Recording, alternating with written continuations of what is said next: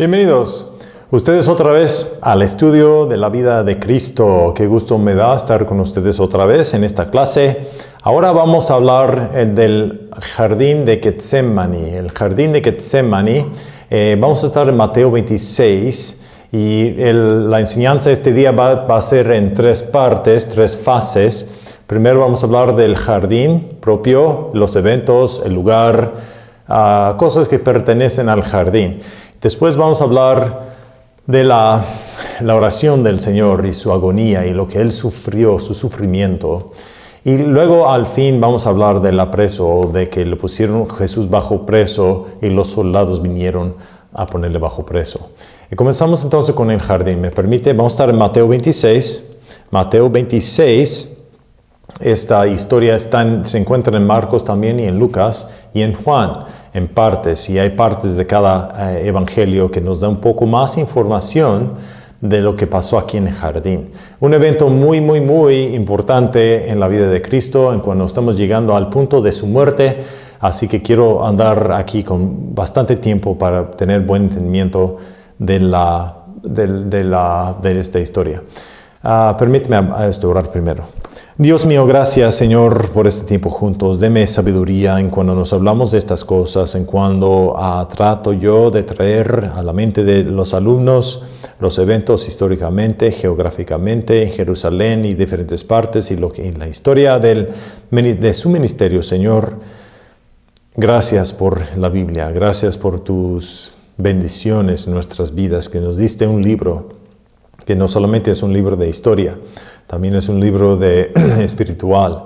Nos da a nosotros la capacidad de ser juntos y cercas a ti por medio del Espíritu Santo, cual vive adentro, y de que por todas tus promesas tenemos un camino hacia contigo y podemos tener una vida, aunque estamos vivos aquí en el mundo, contigo. Y luego a la muerte por la salvación, sabemos que estás preparando un lugar para nosotros y vamos a estar más cercas todavía a ti después de la muerte. Son grandes bendiciones y nos has dado estas grandes bendiciones por medio de tu Hijo. Gracias, Señor, por esta historia. Ayúdame a tener sabiduría en presentar estas cosas de una manera que se entiende bien y que nos entendiéramos mejor el sufrimiento que tú hiciste para nosotros. Todo esto pido en el nombre de Jesús. Amén. Comienzo aquí en Mateo 26, versículo 1. Y aconteció que como hubo acabado Jesús todas estas palabras, dijo a sus discípulos: sabéis que dentro de 2 días se hace la Pascua. Ok, entonces aquí están en la Pascua. Ya sabemos que antemano hablamos de la última cena y de que era durante la Pascua, en la fiesta de los judíos, cuales ellos estaban memorizando de que Dios había matado al primogénito de todos los egipcios, pero los judíos que tenían la sangre en los postes de la puerta o el portal de la puerta, el ángel de la muerte pasó ellos a su casa cuando vieron a la sangre. Esto todo representa a Jesús, que cuando la sangre de Jesús está puesto, se puede decir en nuestra cuenta de nuestra vida, la condenación de la muerte nos pasa. Así que esto representa la salvación, y los que han confiado en la sangre de Jesucristo tienen ellos en los ojos de Dios, en su cuenta. Se puede decir que todos tenemos cuenta de nuestras vidas, de que somos inocentes de haber pecado, nuestros pecados están tapados, y somos inocentes y listos, prestos pues para ir al cielo. Entonces aquí en la Biblia, en 26 estamos hablando de ese tiempo. ¿Se acuerda que pasó estos eventos? Pues llegamos al versículo 26. En 36. Ahorita vamos a repasar los versículos ante eso, pero nomás quería yo comenzar y ponerles en su mente de que estamos hablando al tiempo de la Pascua. 36. Entonces llegó Jesús con ellos al huerto y se llama Getsemaní. Y dice a sus discípulos: sentaos aquí hasta que vaya allí y ore. Ok, Getsemaní. ¿Qué quiere decir Getsemaní? Getsemaní viene de 2 palabras. Esto lo que suena más español, Getsemaní. En inglés es Gethsemane, pero esto viene y en griego también suena algo semejante, pero a últimas, aunque está traducido en diferentes lenguas, este huerto, este jardín, Getsemane, tiene un sentido en el lenguaje hebreo. Viene de dos palabras. La primera es Gad y Shemen. Gad, Shemen. Gad quiere decir preso. Prensa. ¿Okay? Una prensa que aprieta las cosas, y una prensa, lo que quiere decir Gad. Shemen quiere decir grasa o aceite. Aceite. Cuando dos sustantivos en hebreo están juntos, ponemos dentro de eso de. Entonces es la prensa de aceite. ¿Okay? El sentido de Getsemane, prensa de aceite. Cuando yo estuve en Nazaret, en la tierra de Israel, cuando estuvimos ahí, hubo una prensa de olivas. Lo hicieron como lo habían hecho antemano, y nomás era una piedra grande, grandísima, así, mucho peso, y con un palo, y uno se empujaba el palo, pues, y la rueda iba alrededor un lugar y estaba angulado así, como un tazón, algo así, y la piedra también estaba angulado así.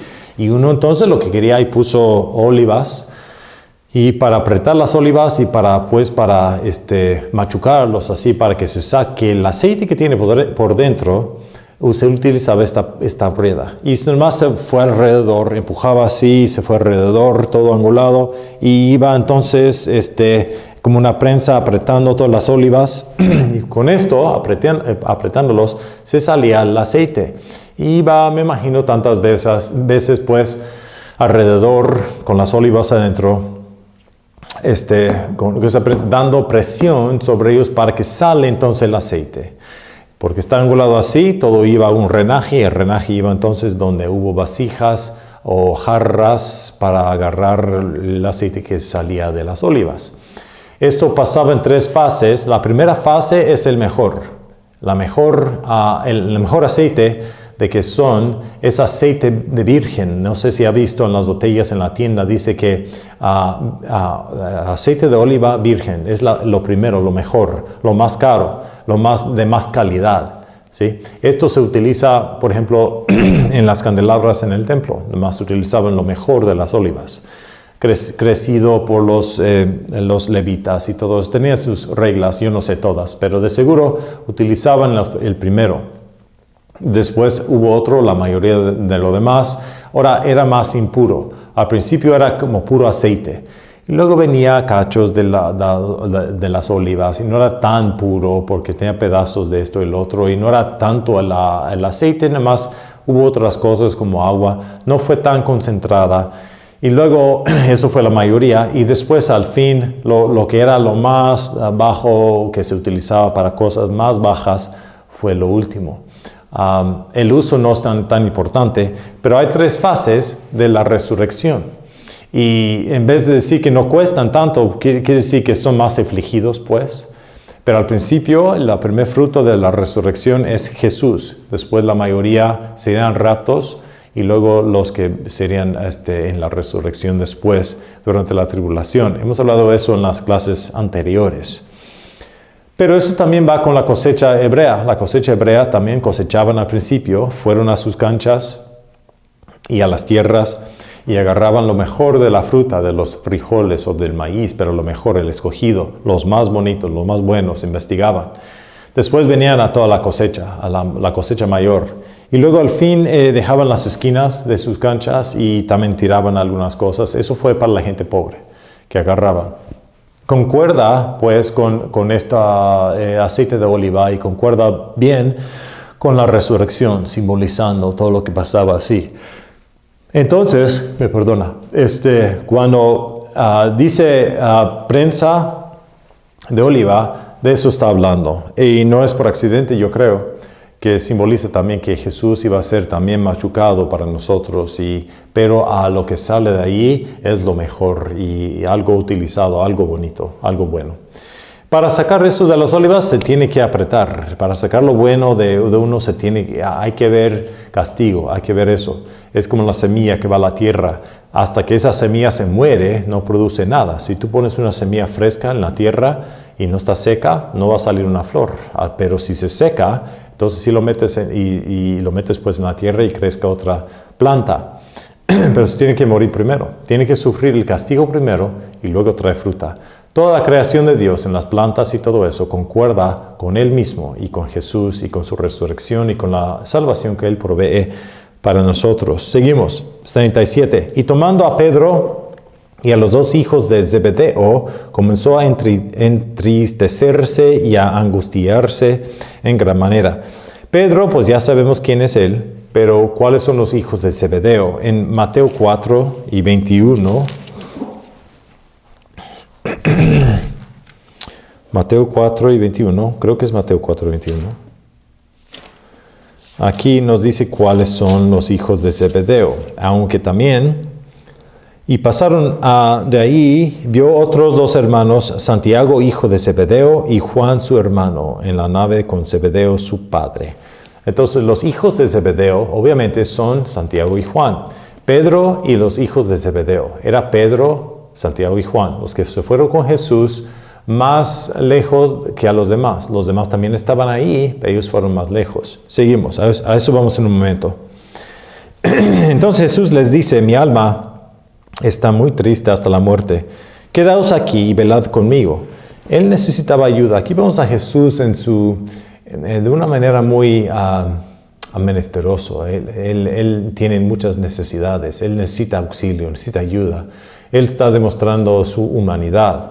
Aunque era Dios, pero Él se dejó de ser Dios y de hacer las decisiones para Él mismo y se hizo obediente al Padre.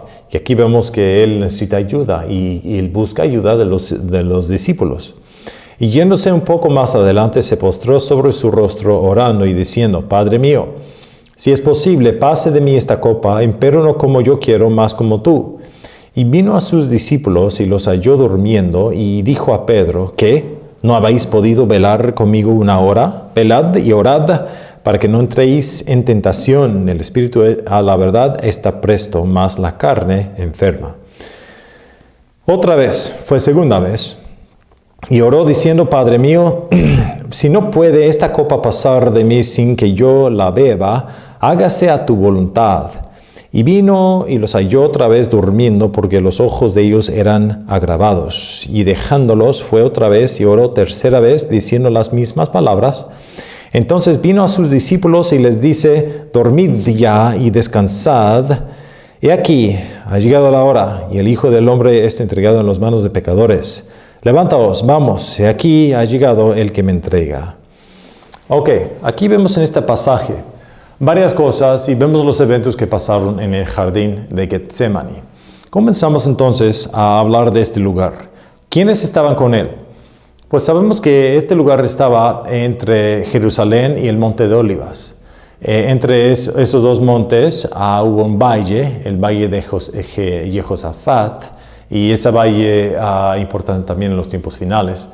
Pero en ese valle hubo un valle pues entre las montañas. Y entonces para ir de Jerusalén al Monte de Olivas se tenía que bajar por el valle y subir al monte para este lado. En ese lado hoy día, si vas tú al Monte de Olivas, es un sepulcro. Hay muchos sepulcros pues ahí, y ahí están enterrados, si lo entiendo bien, niños que se murieron desafortunadamente por enfermedades o por accidentes o cosas que pasaron, y ahí tienen enterrados pues los niños, si lo entiendo bien, y la gente viene pues ahí y visita pues al sepulcro de los niños cuales se murieron y ponen rocas sobre eso, conmemorando la memoria de los niños que se murieron.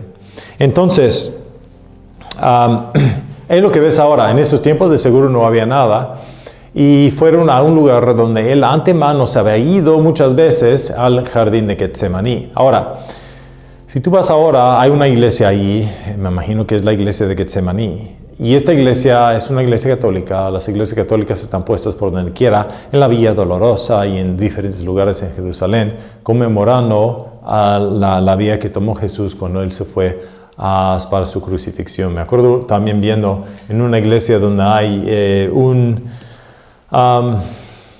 hay unas rocas y hay como una cruz que está puesta adentro y todo tiene vidrio y está puesto según ellos a cómo fue puesto en esos días. Según ese es el sitio de la crucifixión de Jesús. La gente viene entonces y adoran a ese sitio, según es donde Él se murió y vienen a adorar ese lugar y el sitio. No se puede saber, hermanos, entiéndeme de que estos sitios no se puede saber. No se puede saber exactamente dónde Él pasó. La Vía Dolorosa está inventada por la Iglesia Católica. No se sabe. Muy probable que está muy cerca. De seguro está en ese sitio en Jerusalén. Pero dónde estuvo el monte de Calvario tampoco se sabe por seguro. Hay que acordar que en el año 70 vino Roma y destruyó toda la ciudad, quemó muchas cosas. Hubo bastante crucifixiones. La gente judía, por los romanos, por las manos de los romanos, fueron crucificados bastante, cientos de personas y quemando también. Entonces, en ese traspaso y también destruyeron el templo. Muchos de los lugares venía a Roma y cuando venía a Roma, ellos quemaban y destruían todo lo que se veía alrededor, incluyendo a la Monte de Oliva de seguro. Y más si hubo lugares donde ellos pudieran aprovechar de las olivas y diferentes cosas así, pues ellos hicieron lo que ellos querían. Cuando uno vencía a la ciudad, todo lo que estaba en la ciudad era para los soldados y ellos agarraban lo que ellos querían. Entonces, para presumir que el jardín de Getsemaní fue puesto ahí y no fue molestado por los soldados romanos, es un pensamiento muy estrecho. No se puede saber eso, no es lógico eso. Además, no solamente Roma, pero diferentes también naciones vinieron, los musulmanes y todo eso, después de eso cuando tuvieron control sobre Jerusalén. Y a ellos no les importan los sitios históricos, porque para ellos la única cosa histórica que es importante es Meca, lo demás no les importa, destruyen estos sitios y no les importa. Entonces, para saber por seguro que esto fue el lugar de seguro donde Él se crucificó, donde está el jardín de Getsemaní, imposible saber. Ellos nomás escogen esos sitios para que la gente vengan y los turistas tuvieran dónde ir y todo eso. Los mismos que guían ahí dicen que en uno no se sabe, incluyendo la tumba de Jesús. Hay dos lugares. Hay un lugar donde según es el tumba, donde también hay un catedral o una iglesia, donde está tapado todo y tú te puedes meter ahí por dinero, por supuesto, y puedes ver dónde pusieron el cuerpo de Jesús. En cambio, hay otro lugar que según es el monte del Calvario, que quiere decir cráneo o calavera, donde según estuvo Él, y ahí tú lo puedes visitar y no te cuesta nada. Pero yo me metí, vi todo esto y me salí. Uno no sabe, no me sentí nada, yo no me sentí muy elevado, no me sentí que estuve en un lugar tan santo, no me sentí. Para mí fue interesante ir a esos sitios, pero para decir que el Espíritu de Dios vino sobre mí y me hizo sentir tan bien, no estuvo ahí. Porque yo entiendo de que esos sitios nomás es para turistas. Es interesante y también uno sabe que está cerca al lugar, pero para saber que dónde, pues uno no sabe. De seguro cuando Jesús salió de ese sepulcro, de seguro tal vez pusieron a otra persona en ese sepulcro. ¿Quién sabe? Pero hay que recordar que el cristianismo no fue muy popular en esos tiempos y los judíos estaban en control sobre muchas cosas, incluyendo a dónde fue sepultada la gente, de seguro. Así que me imagino que por tener un sepulcro en la roca, si excavado por la roca, costaba mucho dinero porque fue mucho trabajo. Entonces, para tener eso y para poner a alguien ahí, solamente reyes y gente rica se pusieron en sepulcros así. Otra gente nomás lo pusieron en un valle donde la gente pobre se excavaba. Así que no era, yo me imagino que pusieron otra gente ahí, y ha de estar ahí por un sitio donde está sellado y ya está su sepulcro, quién sabe. O tal vez ya lo enterraron y uno no sabe, no está seguro. No, la evidencia, ha de haber evidencia que está muy cercana al lugar, pero para saber dónde está exactamente el sitio, me imagino yo que es imposible. Y Dios no quiere que supiéramos, porque si no supiéramos, la gente se comenzara pues a adorar al sitio exactamente como lo están haciendo. No la voluntad de Dios que adoramos al sitio, sino de que adoramos a Él, porque Él está vivo. Y ahí está el problema con la Iglesia Católica, que te hacen adorar a Jesús, pero por medio de los santos, por medio de María y todo eso. Le hacen a Jesús ser muy lejos y además le hacen Él ser muerto. Le representan a Jesús en la cruz, pero muerto. Él ya no está en la cruz, ya lo quitaron de la cruz. Él ya resucitó, Él ahora está vivo, ya ascendió al cielo, no está muerto, pero lo presentan así. Entonces, para mí, en mi pensamiento, siendo católico, orando a Jesús no valía nada, porque para mí Jesús era muy lejano y muerto, y Él no tenía capacidad. Yo tuve que ir por los santos y tuve que ir por todo eso, y eso se elevaba pues a la iglesia y no a uno. Cuando yo entendí que en la Biblia no es así, que nomás hay un mediador entre Dios y los hombres, el hombre Jesucristo, y de que uno ora en el nombre de Jesús y a Él mismo, y que en toda la Biblia, en el libro de Hechos, la gente cuando están orando, no están rezando, están orando, y están orando en el nombre de Jesús y están orando a Él. Y cuando yo entendía eso, fue muy al contrario de lo que yo me imaginaba siendo católico. Bueno, me regreso a esto, al jardín. Pero dice, entonces, ¿quién estaban con él? Pues sabemos que en el monte de las Olivas fueron todos con él. Si nos vemos en el versículo 30 de capítulo 26, aquí dice, cuando hubieron cantado un himno, salieron al monte de las Olivas. ¿Quién salió? Pues los que estaban con él en la cena. ¿Quiénes estaban con él en la cena? 11 de los apóstoles. Judas ya no estaba ahí porque él fue para entregar a Jesús en las manos del gobierno, y eso vamos en un momento. Pero Judas, los 11 fueron con él. Los más 3 eran los que se fueron más cercas.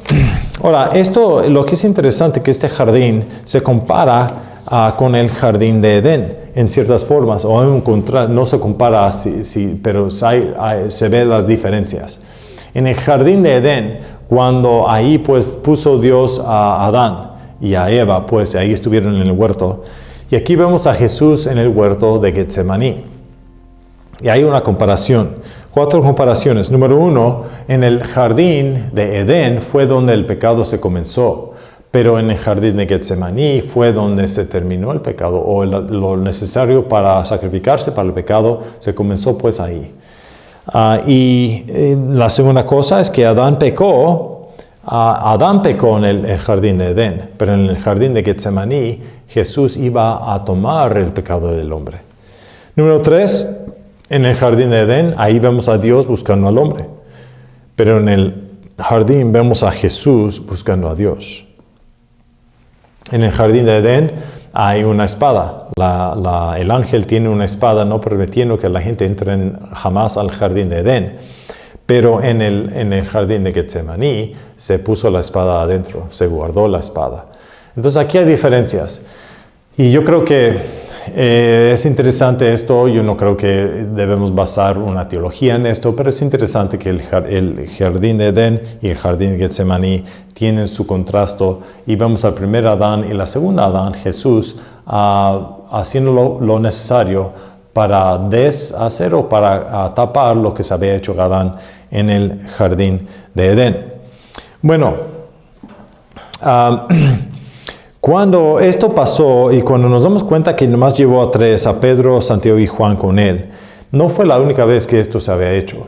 También se hizo 2 veces anteriormente. Número 1 fue cuando Jairo tuvo su hija que se había muerto. Entró Jesús en el lugar donde ella estuvo, y ahí hubo gente ahí que estaban contristando que se murió la niña.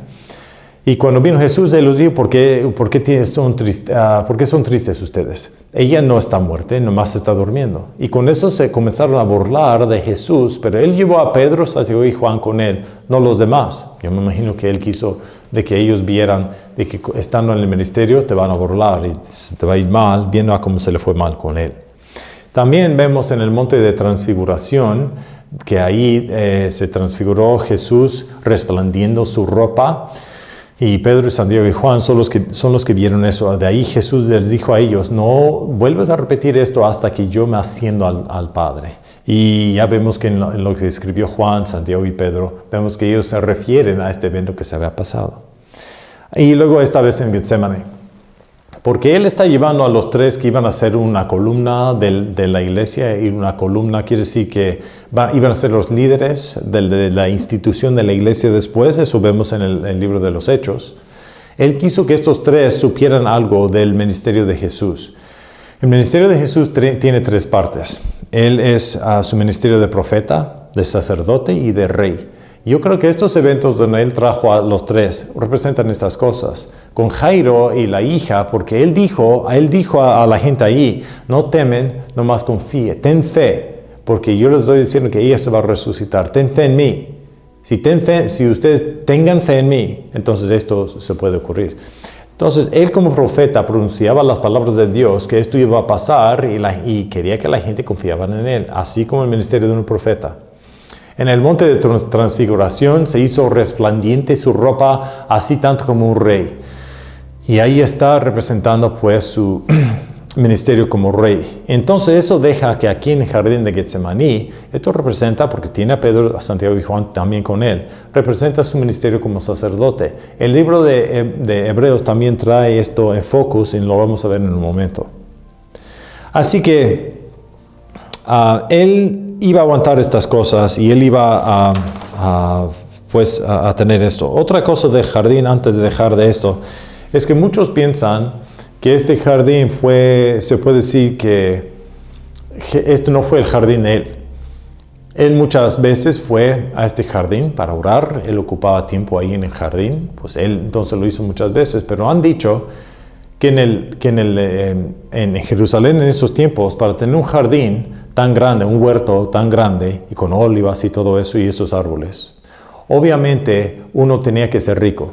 Porque los árboles de oliva se utilizaban, se mercaban, se puede decir, era como mercadería. Y si hubo un lugar donde hubo árboles de oliva, la gente rica, porque quería utilizarlo para las olivas, muchas veces compraban esa tierra, pusieron una cerca alrededor y utilizaban esas olivas y lo vendía al aceite que salía. De seguro, este jardín era una de estas cosas, pero no era un jardín que cualquier persona pudiera comprar. Porque esto fue mercadería para alguien, solamente gente con dinero pudiera comprar esta tierra y utilizarlo para su bien. Eso quiere decir que alguien permitió que Jesús entraba a este jardín y oraba cuando él quería. Y eso nos demuestra ciertas cosas. Número uno, hubo gente rica que confió en Jesús. De que Jesús tenía pues a gente ahí que le permitieron utilizar esa tierra. También entendemos que Jesús, aunque es dueño de esa tierra, se hizo obediente en este tiempo, porque él siendo rey de todo el mundo, la tierra es de él. Nomás está permitiendo que este hombre, el cual era el dueño, sería mayordomo desde que él venga a tener esa tierra para él. Pero en este tiempo estaba él bajo obediencia y tuvo que ser permitido entrar en el huerto y utilizarlo para este tiempo de oración. Es también como él nunca fue adentro del templo, porque no pudo. Él no fue del sacerdocio levita. Él fue del sacerdocio Melquisedec, y aunque él es el sacerdote de sacerdotes, él se puso bajo obediencia y por eso nunca se metió hasta lo de dentro del templo, porque él se hizo obediente. Así que es algo interesante referir. Ahora, vamos ahora a hablar de la oración y la agonía. Ok, quiero establecer aquí un punto de que cuando Jesús otra vez en Mateo 26 oró 3 veces la misma cosa. Y vemos aquí en 36. 39. Yéndose un poco más adelante, se postró sobre su rostro orando, diciendo, Padre mío, aquí está la oración. Padre mío, si es posible, pase de mí esta copa, empero no como yo quiero, más como tú. Ok, número 1. Número 2. Se ve en 42. Otra vez fue segunda vez y oró diciendo, Padre mío, si no puede esta copa pasar de mí sin que yo la beba, hágase tu voluntad. En 44 también, y dejándolos fue otra vez y oró tercera vez diciendo las mismas palabras. Ok, ¿qué dijo él? Él oró que a él se le pasaba una copa, pero no para siempre, sino él sabiendo la voluntad del Padre, que él iba a tener que tomar de esta copa, de que la copa que está hablando, pero él está pidiendo que se le pasara. Ok, hay que entonces reconocer ciertas cosas. Número 1, ¿cuál es la copa? ¿Qué cosa es la copa? Bueno, interpretando qué es la copa, hay 4 interpretaciones. Ok, vamos a hablar de los primeros 3 pues de eso, y dejar el cuarto para el fin, porque yo creo que es el que necesita más explicación. Número 1, han dicho que aquí Jesús está pidiendo que Él no quiere sufrir físicamente lo que va a tener que sufrir en la cruz, que si nosotros tuviéramos la oportunidad de dejar de sufrir de las látigas y de las espinas y del siendo crucificado y todo eso, de seguro nosotros, siendo humanos, sería preferible no tener que sufrir esas cosas porque duele. Entonces hay gente que dice que Jesús aquí está pidiendo a Dios Padre que se lo dejara no sufrir estas cosas físicamente. Yo no estoy de acuerdo con eso porque miro en las Escrituras que cuando Jesús siempre entendió que Él vino porque Él mismo dijo que el Hijo del Hombre vino para encontrar y para salvar los que son perdidos. Entonces Jesús entendió desde el principio, de seguro desde el principio de su ministerio, de que Él iba a tener que sufrir y vino a este mundo precisamente para sufrir y estar haciendo el negocio de su Padre. Entonces Él siempre hizo lo que el Padre quería que Él hiciera, no José, sino Dios Padre. Entendemos que cuando la Biblia dice Dios Padre y Dios el Hijo, los dos son Dios, no más que Dios el Hijo es el encarnecido Dios y Él se hizo obediente. Es el parte de Dios, pues, que entiende tentación. El parte de Dios que ganó la justicia del hombre. El parte de Dios que tuvo que tener cuerpo para que se afligiera, para que derramara la sangre. Ese parte de Dios que fue obediente a Dios Padre. Entonces, no es que son dos personas, es una persona, pero en diferentes formas. Tanto como nosotros tenemos cuerpo, espíritu y alma, también Dios, porque estamos hechos en la imagen de Dios, también tenemos esas tres partes. Yo creo que es más entendido así. Pero Jesús de seguro es Dios, tanto como Dios el Padre. Pero aquí vemos que Él, en toda su vida, Él estaba obediente al Padre. Y entonces muchos dicen entonces yo no pienso de que Él tenía miedo de sufrir físicamente, porque Él entendió desde el principio que Él vino exactamente para eso. Y de que iba a tener que sufrir. Además nos dice el libro de Hebreos que por el gozo que está puesto frente de Él duró la lástima y las látigas y todo lo que Él sufrió, lo hizo con gozo. Con gozo. Entonces, para decir que el sufrimiento físico que iba a sufrir Él lo vio como gozo. Porque para Él fue algo de gozo sufrir tantas cosas para nosotros. Fue su gozo hacerlo. Entonces Él no estaba en agonía. La agonía que vemos en el sufrimiento que vemos en el jardín, yo creo que por esos versículos no pertenece al sufrimiento físico. Otros han dicho que Jesús con esto, que se pasara la copa, estaba buscando otra manera de salvación. Que si fue posible que el hombre pudiera ser salvado de otra manera, Él quiso que Dios Padre lo hiciera.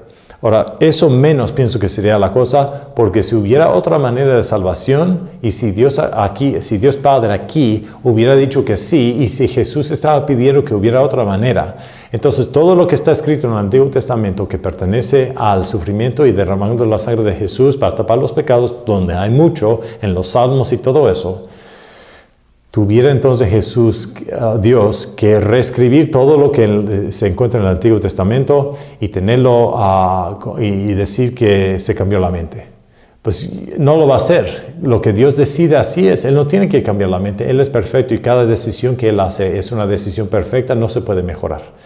Entonces es imposible que Jesús estaba pidiendo otra manera de salvación.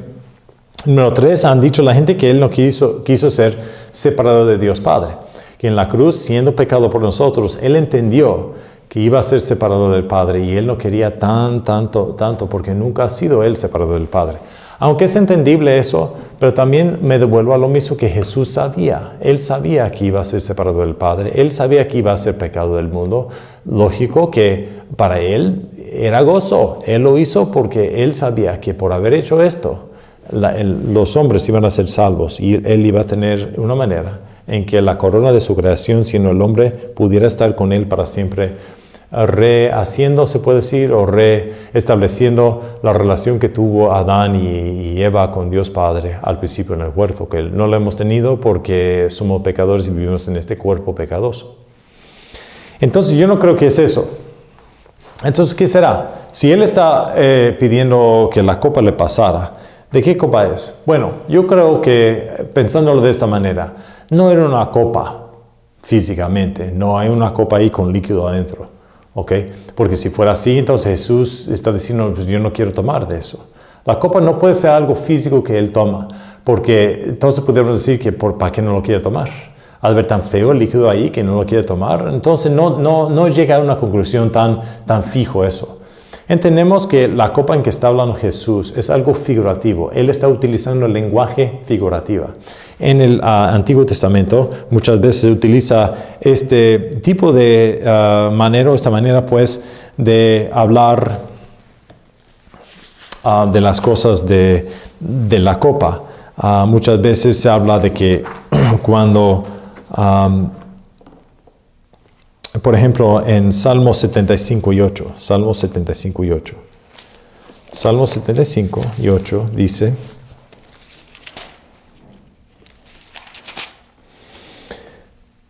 que el cáliz está en la mano de Jehová, y lleno de vino bermejo la mistura, y él derrama de aquí, ciertamente sus heces chuparán, y beberán todos los impíos de la tierra. Entonces está hablando de bebiendo, pues.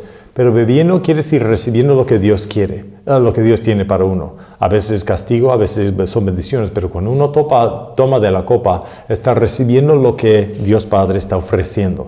¿Sí? Indica entonces algo, y hay otros versículos, pero yo creo que es suficiente. Tomando de la copa indica recibiendo voluntariamente algo que está ofreciendo a los demás. Y ahora, si nosotros tenemos una cena y yo soy el que invité a ustedes se sienten aquí y yo les ofrezco a ustedes comida y bebida, ¿sí? Y ustedes, para que ustedes comen, para que tuviéramos pues esta relación.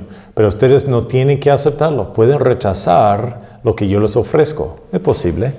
No sería algo bueno. Ustedes ya aceptaron la invitación, y si aceptaron la invitación, aceptan lo que yo tengo para ti.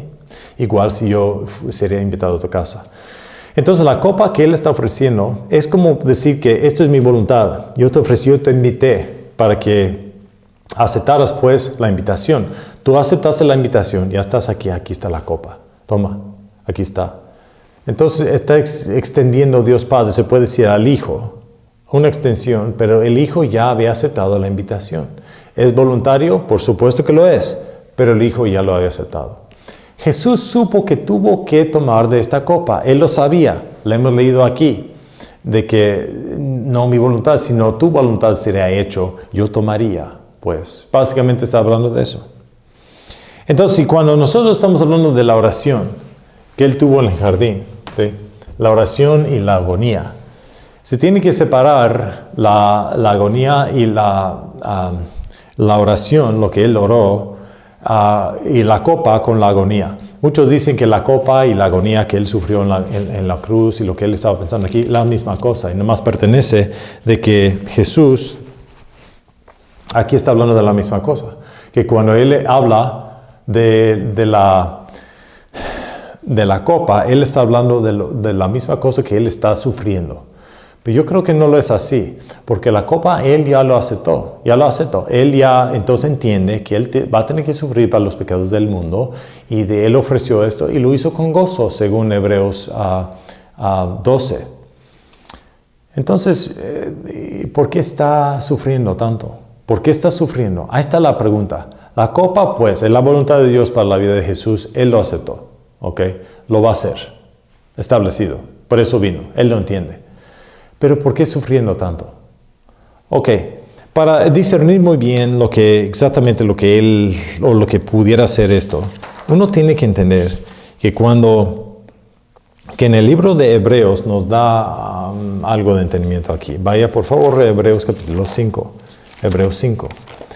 Aquí en Hebreos 5 se habla del sacerdocio Melquisedec. Y otra vez hemos dicho que el jardín también representa al ministerio de sacerdocio de Jesús.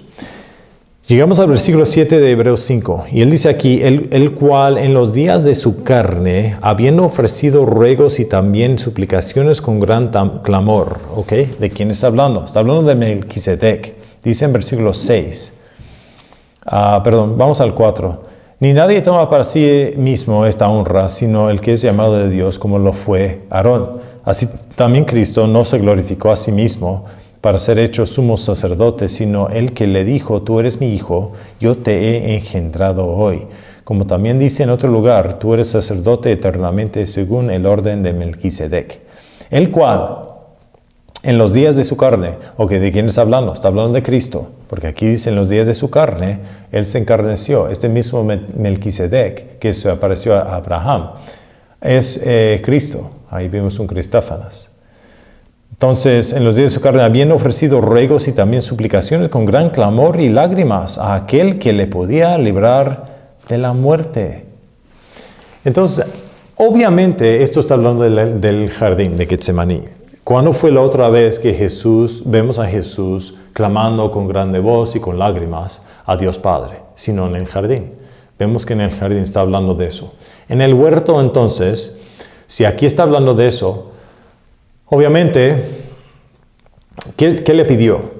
Pues que le pasara. ¿Que le pasara qué? Aquí dice que Él pudo, 7, entonces con gran clamor y lágrimas, a aquel que le podía librar de la muerte. Entonces, Él está clamando con lágrimas y todo eso al que le puede librar de la muerte y le oyó, dice. Fue oído, 7, y librado de su miedo. Ok. Aquí Jesús nos indica, obviamente, cosas que pasaron en el jardín. Obviamente, entonces Jesús está pidiendo a Dios Padre que le pasara la muerte. Fue oído, Dios Padre dio lo que Él quería, y vemos aquí que librado de su miedo. Él tenía miedo de algo, y que Él no quiso, y ese miedo pertenece a morir. Él no quiso morir. Sí es cierto eso. Pero la muerte de que Él está hablando, la muerte estuvo en el jardín, no en la cruz de Calvario. Si este versículo está hablando en el jardín de Getsemaní, obviamente esta oración y lo que está pasando, todo se incluye en lo que pasó en el jardín. Obviamente, Jesús no quiso morir en el jardín. Quiso de que Dios Padre le ayudara, de que no hubiera muerto en el jardín, porque si Él hubiera muerto en el jardín, hubiera muerto antes de ir a la cruz. Y si se muere aquí en el jardín, no pudo entonces vencer los pecados del mundo. Yo pienso que de eso está hablando. Aquí entonces hay un ataque de Satanás contra Jesús. Él está tentándolo de grande manera, tantas cosas, una tentación muy intenso, hasta que nos dice en el libro de Lucas que Él estaba sudando sangre. La sangre entonces se le está saliendo. Y muchos han dicho que es posible eso. Pues entonces estamos hablando de que Él está derramando sangre ahí en el jardín. Tantas aflicciones, tantas tentaciones que Él está sufriendo. Y es tan duro que Él entonces está queriendo de que los discípulos les ayuda de oración, pidiendo que Dios Padre le da fuerza a Jesús. Pero fue la voluntad de Dios Padre que Él estuviera sufriendo esto completamente solo. Él está orando, pidiendo que Dios le ayudara. Él está diciendo, por favor, que me pase esto. Pero no permanentemente. Él no está queriendo que no vaya a la cruz, nomás que no se muere aquí en el jardín. De eso está pidiendo. La copa, pues es la copa, es la voluntad de Dios para su vida, lo va a hacer. Nomás que Él tiene miedo de morirse antes de ir a la cruz. Es como cuando el Satanás le tentó en Mateo capítulo 4. Ahí lo tentó y Él lo dijo a Él, si tú me adoras a mí, entonces yo te doy todas estas ciudades. Entonces ahí Satanás quiere que Jesús detenga o se pone como rey sobre todo el mundo antes de ir a la cruz. Renegó pues, Jesús dijo que no, y no lo hizo, pero intentó Satanás que algo que él supo que iba a pasara antes del tiempo que Dios quiere. Satanás siempre ha querido entonces matar a Jesús o matar a los judíos para que Jesús no viniera. Satanás sabe que por los judíos iba a venir Jesús. Entonces él quiso quebrar esa línea. Al principio, cuando Caín mató a Abel, ahí entonces Satanás estaba queriendo ahí cortar la semilla santa. Pero tuvieron otro hijo, Set, y por medio de ese hijo Set vino los judíos. ¿Qué tal con Faraón? Faraón quiso matar a todos los judíos, toda la nación de Israel. Él los siguió con su ejército. Los iba a matar en el desierto, pero Dios los protegió. Pero fue la voluntad de Satanás matarlos todos para que la semilla prometida de Abraham no viniera. Satanás sabe que el gobernante de Abraham, él sabe. ¿Qué tal con Amán? Haman, en el libro de Ruth, Esdras, no Ruth, Esdras. Vemos que quiere este hombre matar a todos los judíos en todo el reino en ese tiempo, lo que eran los persios. Entonces, fue la intención de Satanás matar ahí. Pues esto, ¿y qué tal cuando Jesús había nacido y Herodes se hizo morir a todos los niños de 2 años y para abajo? Otra vez Satanás está queriendo matar a la semilla santa, lo que vino aquí en el mundo. No es algo nuevo. Satanás siempre ha querido. Y que aquí vemos entonces en el jardín que cuando Jesús fue allí, fue la voluntad de Dios que Jesús sufriera eso en el jardín solo. Y fue un ataque intenso de Satanás contra Jesús. Fue tentado. Dice la Biblia que fue en todos puntos tentado, tanto como nosotros, pero sin pecar.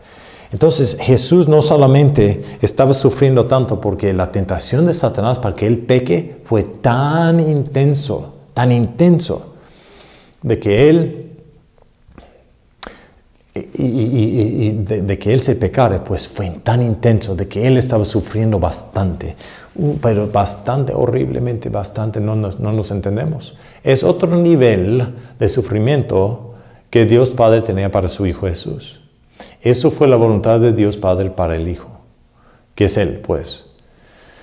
Entonces, cuando esto pasó, yo pienso que la copa que Él quería, de que la copa lo pasara mientras Él estuvo en el jardín, porque Él lo iba a tomar, pero al tiempo que Dios Padre quería en la cruz de Calvario, pero no en el jardín. Satanás prefiere que Él se muera aquí en el jardín, en vez de ir a la cruz, porque Satanás sabe que si eso pasa, entonces Jesús iba a ser rey sobre nadie, porque nadie pudiera ser entonces salvo. Yo pienso entonces que para mí, los versículos en Hebreos y tanto eso, está hablando de que Jesús está sufriendo esto en el jardín. Él tenía miedo, y el miedo que él tenía no fue miedo de morir, fue miedo de que él se había muerto ahí en el jardín, hubiera pecado por tanta tentación que quiso Satanás. Entonces, Dios Padre permitió que su Hijo sería tentado en todos puntos, ahí por Satanás. Él agarró sus fuerzas. También entendemos que por el libro de Lucas, que vinieron ángeles al cielo y ministraron a él. Quiere decir que Jesús estaba pidiendo y Dios Padre mandó ángeles, pero fue la voluntad de Dios Padre que Él sufriera estas tentaciones de Satanás. Él permitió que Satanás lo afligiera en el jardín, porque el sufrimiento que Él tuvo para nosotros incluía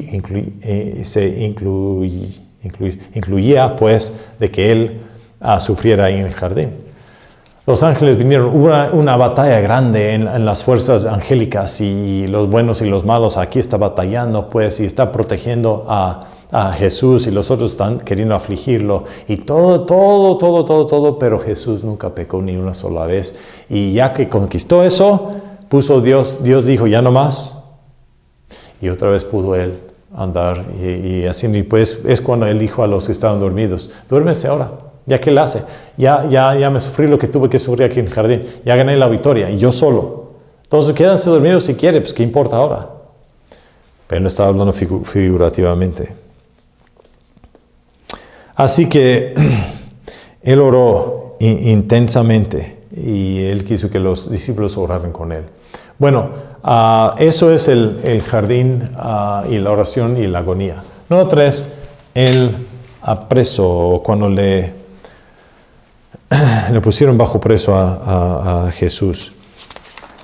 Pues aquí vemos que en el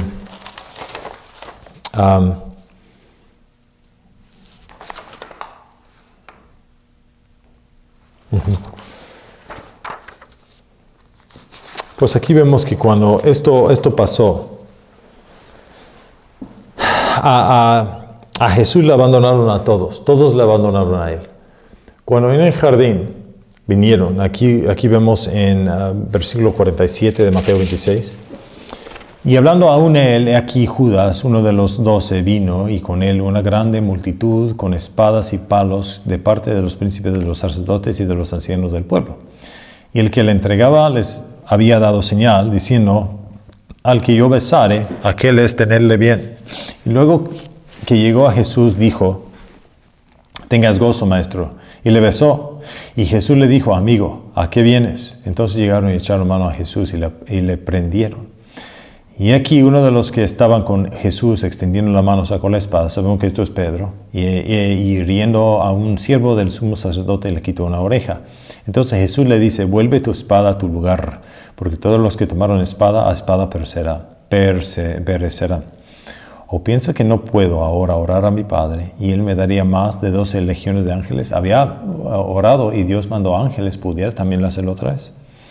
Mas, ¿cómo se cumplirán entonces las escrituras de que así es menester que sea hecho? En aquella hora dijo Jesús a la multitud, como el ladrón había salido con espadas y con palos y a prenderme, cada día me sentaba con vosotros enseñando en el templo y no me prendisteis. Mas todo esto se hace para que se cumplen las escrituras de los profetas. Entonces todos los discípulos huyeron dejándole. Ahí vemos que al principio se huyeron de él.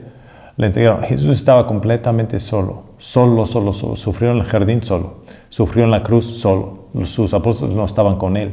Nadie. Él lo hizo solo. Y ellos, prendido Jesús, le trajeron a Caifás, sumo sacerdote, donde los escribas de los ancianos estaban juntos. Ok, y aquí vemos que Pedro estaba lejos, lo vio y él lo engañó, lo negó pues 3 veces. Antes de que se fueran al jardín, Jesús dijo a sus discípulos, voy a ser entregado en las manos de los gentiles, me van a matar.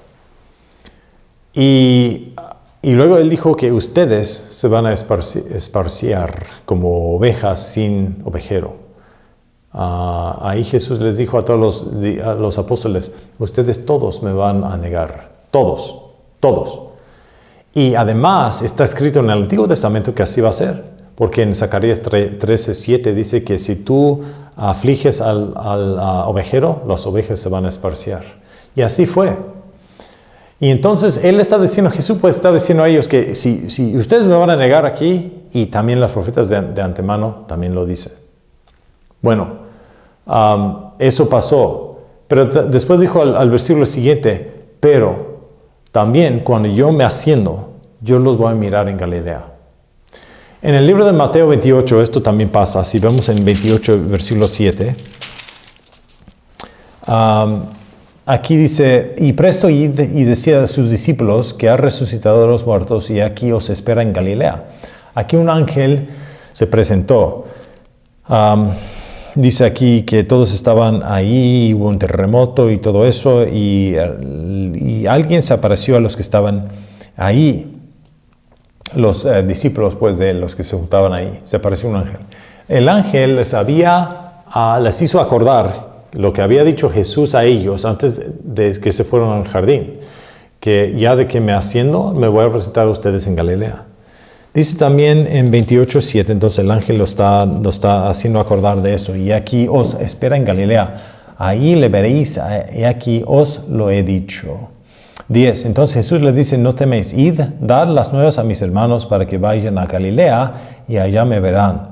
Y luego dice en 28 y 18, y llegando Jesús les habló diciendo, 16, más los 11 discípulos se fueron a Galilea, al monte donde Jesús les había ordenado. Y como le vieron, le adoraron, mas algunos dudaban. Y llegando Jesús les habló, diciendo, toda potestad me es dada en el cielo y en la tierra, y váyase a todas las naciones, hágase discípulos, bautícelos y sigue enseñándolos. Esto él dijo en un monte en Galilea. Él llenó su promesa. Él dijo a ellos, ustedes van a ser ofendidos de mí, me van a negar. Y con eso Pedro dijo que nadie, yo me muero contigo. Así dijo Pedro. Tal vez estos, pero yo me muero contigo. Si es necesario que me muera contigo, yo estoy dispuesto. Y los demás también y dijeron igual. Pero de eso fueron al jardín, pasó lo que pasó en el jardín, vinieron los soldados y exactamente todos fueron exactamente como lo había dicho Jesús. Ahora, Jesús tuvo que sufrir estas cosas solo. Fue necesario. Fue la voluntad de Dios que Él lo hubiera hecho solo. Nadie le pudiera ayudar con esto porque somos impuros. Solamente la sangre de alguien puro. Y el sufrimiento que Dios Padre tuvo para Jesús era exactamente esto. De que Él lo sufriera solamente. Entonces, y solo pues. Entonces estos soldados, los que vinieron, los sumos sacerdotes enviaron a soldados. Judas había dicho que yo les voy a dar un beso. Muchas veces los alumnos daban besos era un costumbre que daban besos a los maestros, demostrando honra a ellos. Eso fue el costumbre de ellos. Como hoy día algunos se abrazan, pues algo así. Pero en esos tiempos era un beso al maestro. Eso significaba, pues, demostraba honor que estaba dando al maestro. Pero Judas esta vez, aunque le dijo maestro y le dio un beso, No fue un beso de honra, fue un beso para entregarlo en las manos de los que vinieron con él. Y él le dijo, amigo. Jesús fue un amigo a Judas, pero Judas no fue amigo a Jesús. Después vemos que Judas pues se ahorcó y se murió. Estos soldados, hay que entender, tal vez echamos la culpa a los discípulos porque ellos decían que no le iban a entregar, que iban a estar con él hasta la muerte, pero acá hay que entender que muchos han dicho que históricamente a lo mejor eran como 500 o 600 soldados. Estamos hablando de unos soldados grande cantidad. Y vinieron también con los siervos del sumo sacerdote porque la oreja se había cortado a Pedro de uno de ellos. Entonces esto fue lo que tenían los sumos sacerdotes a su dispenso, soldados para hacer la voluntad de lo que ellos querían. Y eran como 500 o 600. Y si vinieron todos con ellos, estamos hablando de una cantidad de soldados grandes. Vemos también en el libro de Juan que cuando Jesús dijo a ellos, ¿a quién buscas? Y él dijo, a Jesús. Y él dijo, yo soy. Y al haber dicho yo soy, se cayeron todos para abajo. Porque el poder del yo soy es él. Y él estaba demostrando a su poder que él podía, si él quería, lanzar a este ejército y todos nomás por la boca, por decir palabras. También, si él quería, pudiera de que todos los ángeles de todo el cielo vinieron a rescatarlo. Pudiera. Pero él sabía la voluntad y por eso no lo hizo. Y es por eso que sabemos que él no tenía miedo de esto. Él sabía y lo hizo con gozo. Pero quería demostrar el poder que él pudo hacer. Porque fue importante para él de que él no fue alguien inocente. Él fue alguien inocente, pero no fue alguien débil. Pudo haberlo hecho, pero él lo hizo voluntariamente. Porque uno diga, bueno, si él pudo lanzar a todos estos, si él pudo de que los ángeles ayudaran, ¿por qué no lo hizo? Porque él voluntariamente lo hizo. Es necesario, puedes entender, que él voluntariamente hizo estas cosas. Entonces fue entregado, fue bajo preso y de aquí vemos el principio del fin. Muchos no entienden. El nombre de Judas quiere decir alabanza. Interesante, ¿verdad? Que su nombre quiere decir Judas, como Judá, eso en hebreo quiere decir alabanza. Aunque su nombre dice alabanza, no llenó eso. Y así que eso es lo que ha pasado. Entonces, fue una operación militar, ya hemos dicho, y el beso que le dio también. Pero estaba diciendo gracias, pues, a Jesús por ser mi maestro, pero no estamos demostrando. Así que, ¿por qué no lo habían captado cuando él estuvo en el templo? Un punto más antes de terminar. Cuando los judíos, Jesús decía a ellos, yo estuve en el templo diario enseñando. Pudieran ustedes apresarme pues en ese tiempo, pero no lo hicieron. Yo estuve diario. Ustedes sabían, yo nunca negué de que yo era quien dijo que era, que yo había dicho quién era. No lo había negado. Pero cuando yo estuve en el templo no me agarraron, no me hicieron nada mal. ¿Y por qué era así? Bueno, pero ahora están en el jardín de Getsemaní y estaban nomás los 11. Los demás en el templo no estaban. Aquí lo agarraron solo en un tiempo que en los ojos de ellos era más débil, donde lo pudieron hacer secretamente sin molestar a los demás. Así que eso fue lo que está pasando aquí. Estamos llegando al punto del fin, pero el jardín de Getsemaní es muy importante. Por entender estas cosas, entender del jardín, la oración y el sufrimiento que la arrestaron. Fue algo que trae históricamente a un punto de vista para que nosotros que somos cristianos entender un poco más el sufrimiento que hizo Jesús por nosotros. Gusto he tenido yo, he estado con ustedes, que tengan un buen día, hasta luego.